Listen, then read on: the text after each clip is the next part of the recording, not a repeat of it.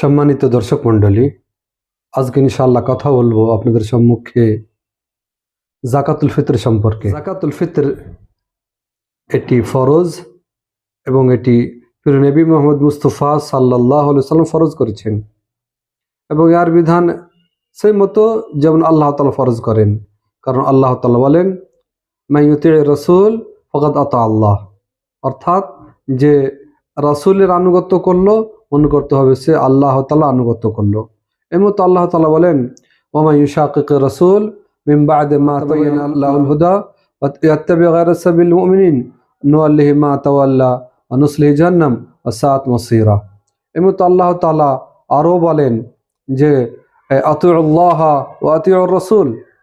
বুঝতে পারলাম যে বিধান নবী সাল্লাল্লাহু আলাইহি ওয়াসাল্লাম ফরজ করেছেন তার বিধান যেমন আল্লাহ তাআলা ফরজ করেন।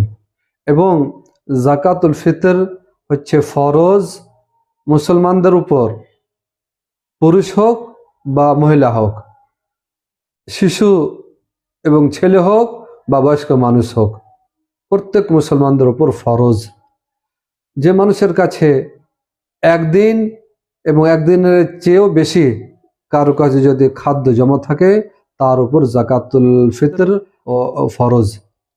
জাকাতুল ফিতর এটি কারো পেটে যদি বাচ্চা থাকে, শিশু, তার পক্ষ থেকে দেওয়া এটা ওয়াজিব না, কিন্তু কেউ যদি দিতে চায় তবে এর নেকি পেয়ে নেবে, এটা তার নফল হবে। এই মতো জাকাতুল ফিতর কবে ফরজ হয়? জাকাতুল ফিতর ফরজ হয় যখন থেকে আর ঈদের আগের দিন যখন সূর্য ডুবে যায়, অর্থাৎ যখন আপনার এই শাওয়াল মাসের চাঁদ উঠে যায় তখন থেকে এটি হচ্ছে তার সময়, এটি হচ্ছে তার ফরজের সময়।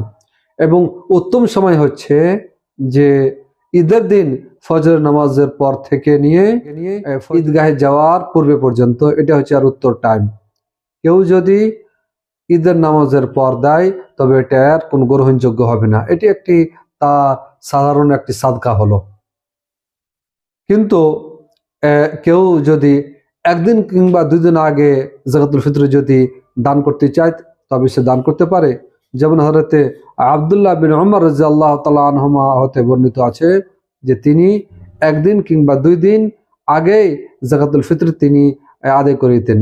বুঝতে পারলাম যদি 20 তারিখে আপনার যদি ঈদ হয়, 29 মাস যদি হয় তবে আপনি 28 কিংবা 27 দিতে পারেন। কিন্তু যদি আপনার 30 হয়ে যায় তবে আপনি 28 দিতে পারেন, 28 এবং 29 দিতে পারেন।